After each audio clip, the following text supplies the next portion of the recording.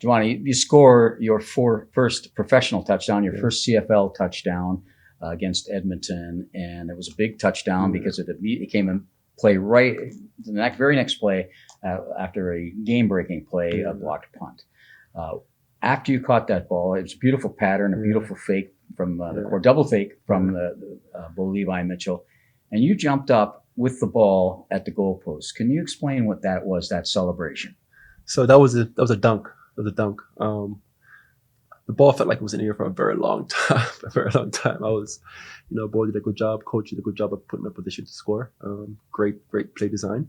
And I just wanted to make a play and get the crowd going. So I got up and just kind of dunked it. What's the significance? Maybe I'll point that out. The significance of dunks for you is that really your first go as an athlete, well, not your first go as an athlete. We'll get to that, your time in Jamaica, but your first go as a professional athlete and at the higher level of sport was as a basketball player. Basketball, yes. You didn't play. You played 1 year of high school football. Yes, I played. As a matter of fact, I got cut from high school football. Well, you got cut. I got cut. Yeah, I came from Jamaica, very fresh. Just kind of went out there. Wasn't very good, very skinny, tall guy, lanky guy, and it wasn't good enough. And I got cut, and so I went to basketball.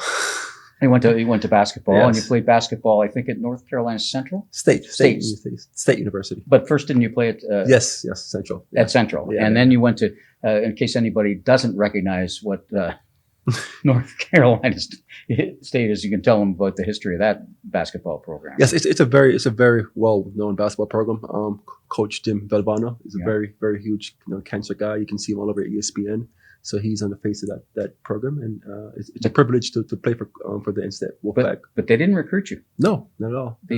How did you end up playing for the Wolfpack? One of the greatest basketball programs of all time. So I was discovered by a coach there, Coach Bobby Lutz. He's been very instrumental in my basketball career. He brought me on and taught me everything I needed to know. I was freakishly athletic. And so he kind of taught me the skills of the game, and he brought me here. And so I'm extremely proud for that. Didn't he see you in an intramural game or something like that? Yes. And just very athletic. I just keep on dunking the basketball, but I didn't really have any skills at all. Right. So it's good to have athleticism because you can always teach skill, right? But you can't really teach athletic ability. Yeah, you can't teach tall, can you? Yeah, can't teach, which is one of your athletic skills, is being tall. Yeah.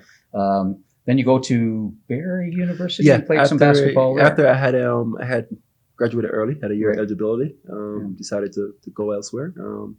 Coach Bobby Lutz has a great relationship with Barry University, so he said if I go there, I'll be well taken care of. So I went there, and that's when I played for a year, actually, there at Barry University.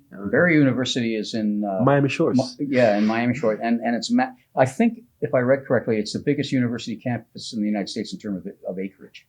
Oh, because they have all that open area there. Yes, I believe so. Right, but don't quote me on that. Right.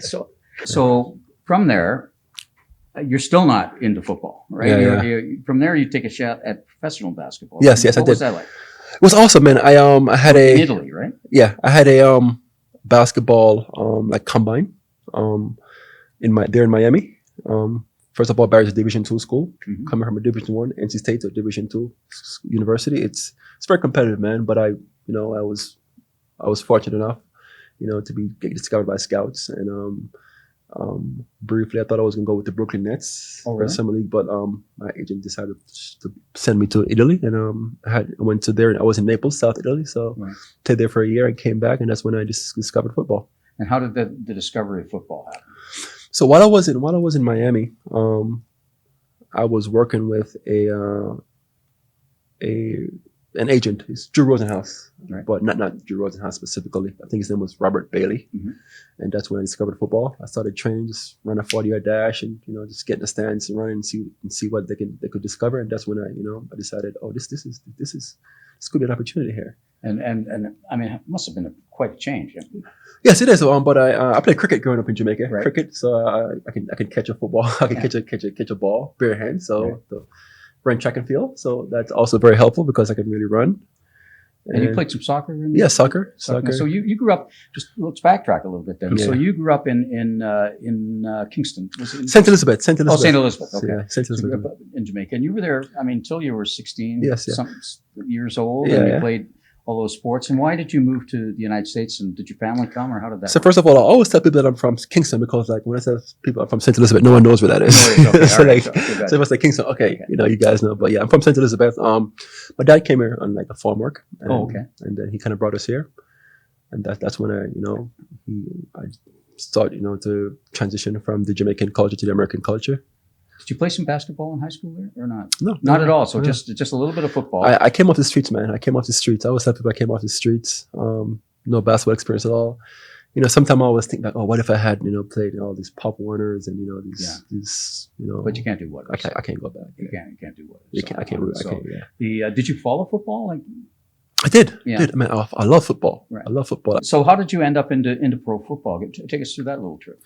Well, I was training with a trainer in Charlotte, North Carolina. Mm-hmm. He was also a professional football player as well. His name is Aaron Thompson. He also played in CFL as well with the Edmonton Elks for a few years. So he the one who got me connected with my agent, and we did the investment. I spent 4 to 6 months training, With blocking football in mind. football in mind. Yeah. After I made the decision, okay, I'm gonna give this a shot. After all the past, Jimmy Graham's, the Aaron and Gonzalez, and some of those guys, okay, I probably can do this. And then I just trained. Those guys played basketball, but they also played football. Absolutely, they're professional. You Yeah. did not. I did not. Play Yeah. football. So Yeah, I mean, not unusual for a tight end to have played basketball. Yeah, not unusual. But Yeah. Very And unusual. so we Not train football. on all the techniques, blocking, gain some size, get a nutritionist, gain some size, and Yeah, because you didn't have the big. I didn't have the figure yet, Yeah. not yet, yeah. Now you're tall. Did Yeah. you ever have a year when you was this magnificent growth spurt of